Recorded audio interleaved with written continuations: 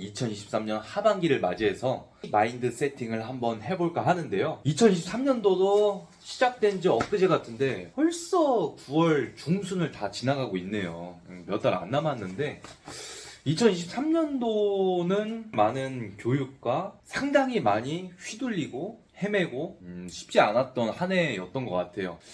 여러 가지 인연도 있었고 실망스러운 일도 있었고 거기에서 중심을 잡을 때도 많았는데 잘 잡지 못할 때도 많았던 느낌이고요. 인간관계에 대해서 상당히 많은 생각을 하면서 삶을 살수록 이 관계에 대한 나만의 철학이 반드시 필요하겠더라고요. 여러분들도 그럴 때 있지 않나요? 관계에 대해서 큰 생각 없이 맺어왔는데 지나고 보면 나한테 상당히 해로운 인간관계가 있더라는 거죠.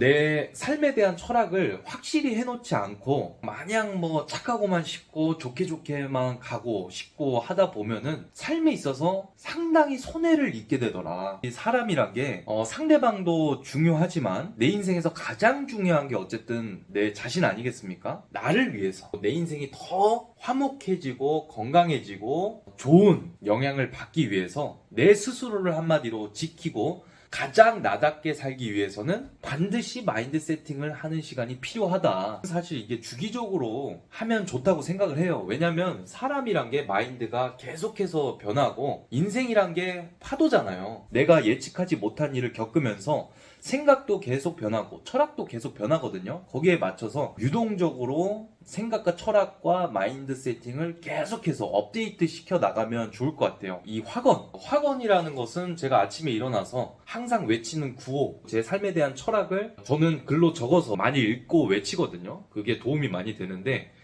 이것도 지금 벌써 업데이트 한 지 4번째예요. 그 정도로 생각은 계속 바뀐다 안 바뀐다? 바뀐다.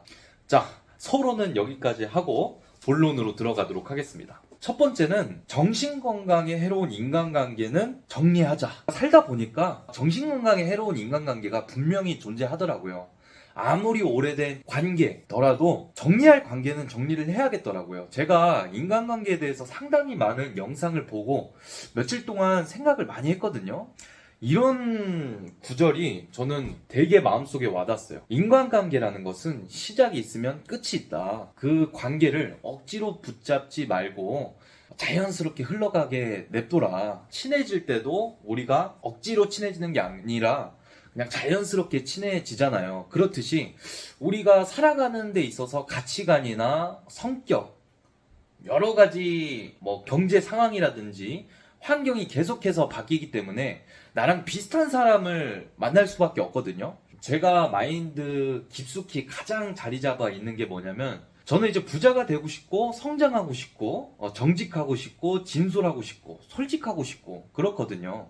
근데 저랑 마인드가 다른 사람을 만나면 정신건강에 괜히 해롭고 손해보는 느낌도 들고 실망감도 들고 배신감도 들더라고요. 그러니까 그런 인간관계를 굳이 내가 이어나갈 필요가 없겠다. 그러니까 손절도 큰 의미가 없고 그냥 관계를 멀리하는 게 좋겠다는 생각이 들었어요. 사람을 많이 상대해보고 만나다 보니까 관계에 있어서 제가 가장 불편하고 싫어하는 게 뭐냐면 사람을 이용하는 거, 말과 행동이 다른 거, 겉과 속이 다른 거, 정직하지 않은 거, 신뢰성이 없는 거, 이런 것들은 상당히 불편하더라고요. 저도 물론 엄청 착한 사람이 아닙니다. 저도 그렇게 좋은 사람이 아니에요. 제 스스로도 잘 알고 저도 불온전하고 누군가에게는 되게 멀리하고 싶은 사람일 수도 있다는 거 인정합니다.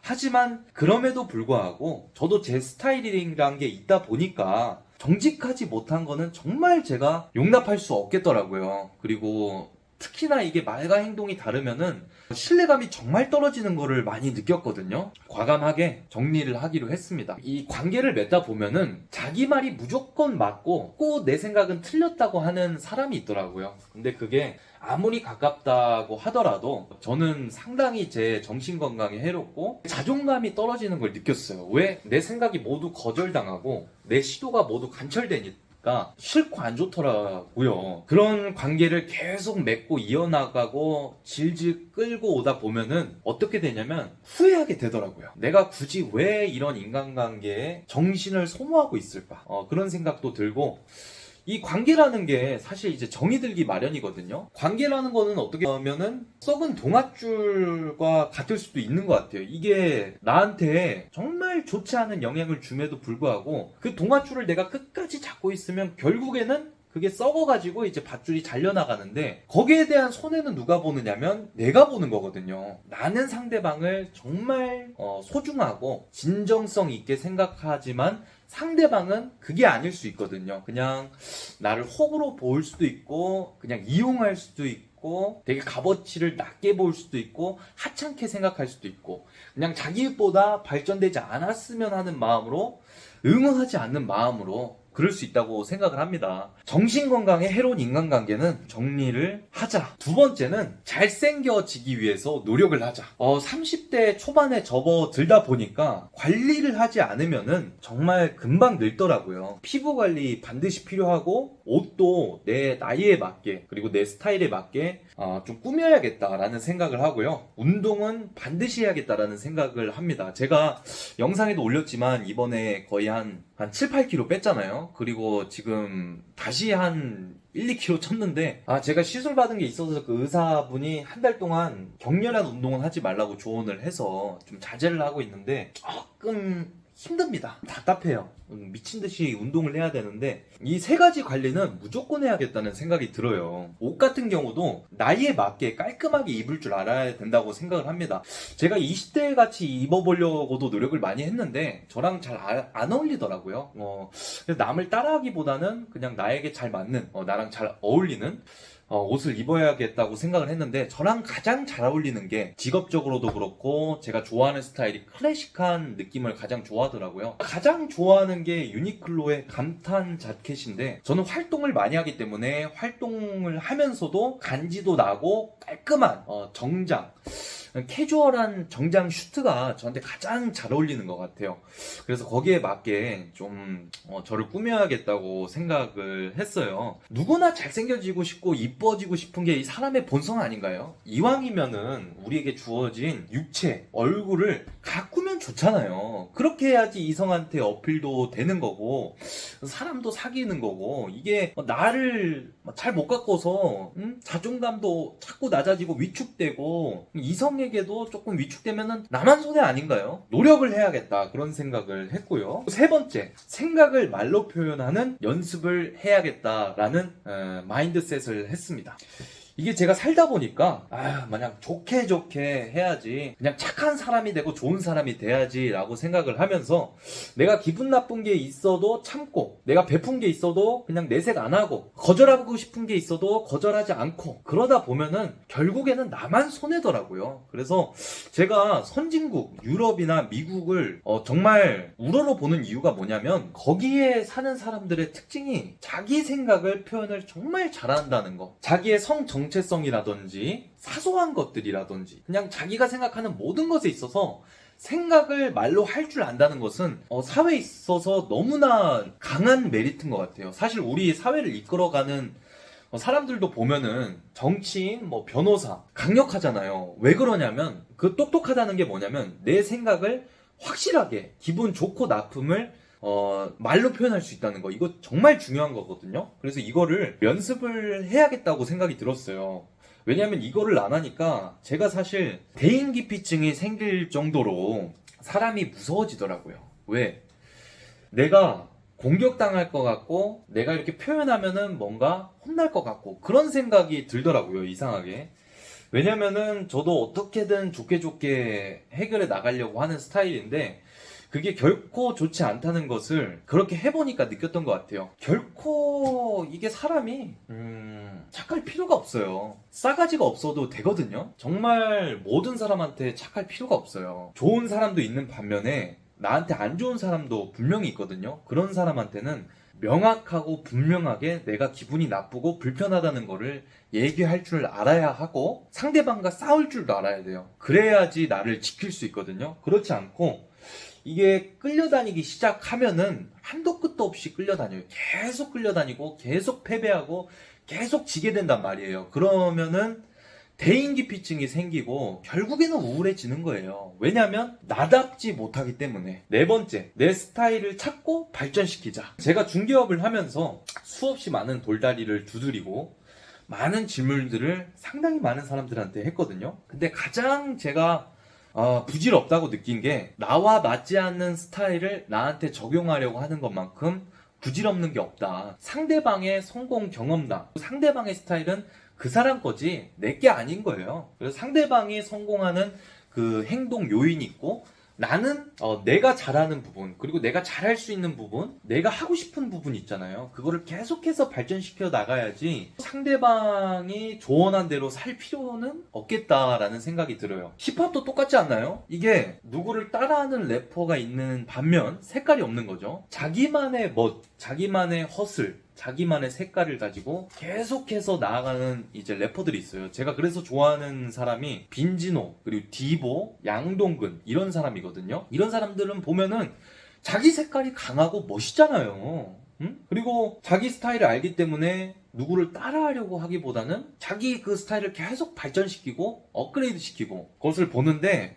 중개업도 똑같고 내 라이프 스타일도 결국에는 똑같은 것 같아요. 어차피 내가 하고 싶은 대로 하고 듣고 싶은 대로 듣고 생각하고 싶은 대로 생각하는 게 사람이기 때문에 내 스타일을 찾고 발전시키자. 다섯 번째는 나를 지키기 위해서 똑똑해지자. 제가 자본주의 세계에서 돈을 다루다 보니까 이 사람이란 게 참 어떻게 보면 좋게 나아가면 좋지만 참 변심도 많이 하고 돈 앞에서 돌변하는 그런 관계, 자기의 이익만 너무 주장하는 그런 사람들을 많이 보니까 사람이 솔직히 싫어져요. 사람이 굉장히 질린다고 하는 그 표현이 맞는 것 같아요. 이 중개업을 함에 있어서 해야 할 도리는 하지만 제가 저를 다치면서까지 그 일을 할 필요는 없잖아요. 그래서 FM대로 하고 나를 좀 지키기 위해서 이 중개업을 해야겠다라는 생각을 했어요. 나를 지켜야지 고객도 지킬 수 있는 거거든요. 막 소송까지 갈 뻔한 적도 있는데 정말 말도 안 되는 걸로 걸고 넘어지는 사람들도 있더라고요. 그런 사람들은 정말 어떻게 보면은 진짜 한번 조져줘야겠다 그런 생각이 들 정도로